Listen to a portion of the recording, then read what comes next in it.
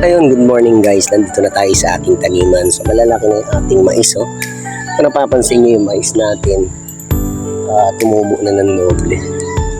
So yun, aanin natin. Gusto kong linisan yung aking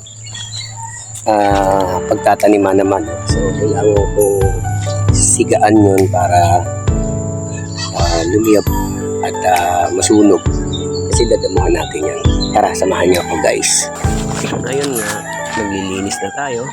Kinukuha natin yung mga basura din, sinasabay ko na para masindihan.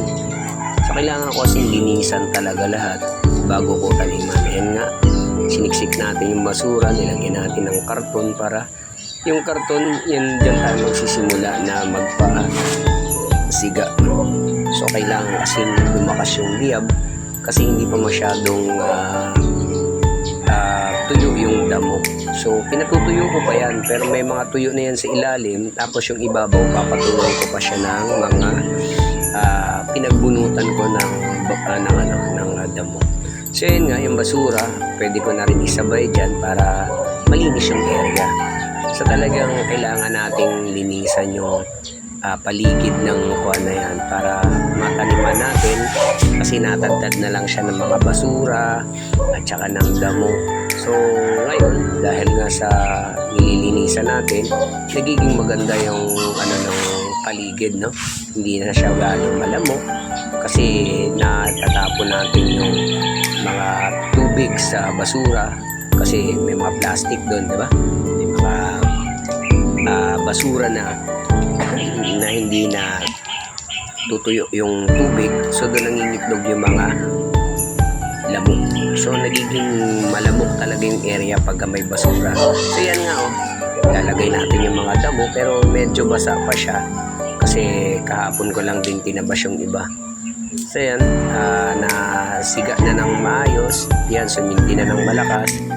Kaya yan, iaanin ko naman yung aking damo. Yan yung damo na yan, para hindi na pabalik-balik, binubunot ko pati yung ugat. Yan, kung napapansin nyo, ginagawa kong insayuhan yung aking bareta, no? Yung bareta de cabra, ang bigat niyan mga 10 to 11 kilos. So talagang nasanay ng buhatin yung yan, yung aking bareta. Yan, tinan nyo, malakas na yung apoy, kaya yung mga damo na tabas ko or nabungkal ko kasama ugat, mapapatayan ng apoy. So pag natuyo din yan, masisindihan din yan. So yan ang ginagawa natin, no, sa paglilinis ng lupain na nakatiwangwang at wala namang kuwan. Papakinabangan natin dahil nabibigyan naman tayo ng pang-ulam na nandyan. So syempre dahil sa pawis, sipag natin magbungkal at maglagay ng mga pananim, mga ilang araw lang yan, mayroon na mapapakinabangan. Kasi yan, nakikita nyo yung mga nasa tinatapakan ko na yan. Yan mga mga tumubo na saluyot. So dinadahan-dahan ko rin na kasi pinipili ko yung binubunot ko Yung mga saluyot dyan na tubo na, pagka umulan, magsisipaglakihan na lang yan. So yung mga damo, yun ang binubunot ko. Pinipili ko yan bukas, hihimayin ko naman yung maliliit. Yung maliliit na damo, yun ang bubunutin ko para ang matira, puro saluyot.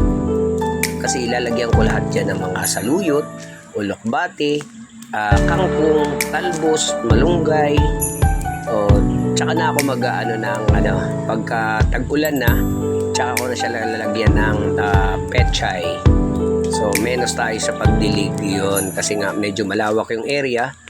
Ayan, malawak talaga yung area. Tingnan nyo yung hindi na tayo babalik-balik kasi yung nagdamo dyan, kadadamo niya lang nung nakaraan linggo, yan, tumubo na naman. So ako, ang ginagawa ko, tinatanggal ko pati ugat. Tapos yung ugat na yan ang dahilan na kaya siya pabalik-balik dahil buhay pa. So pati yung yan, pati yung ugat, mamamatay siya ngayon. So yun guys, no? Ganun lang maglinis ng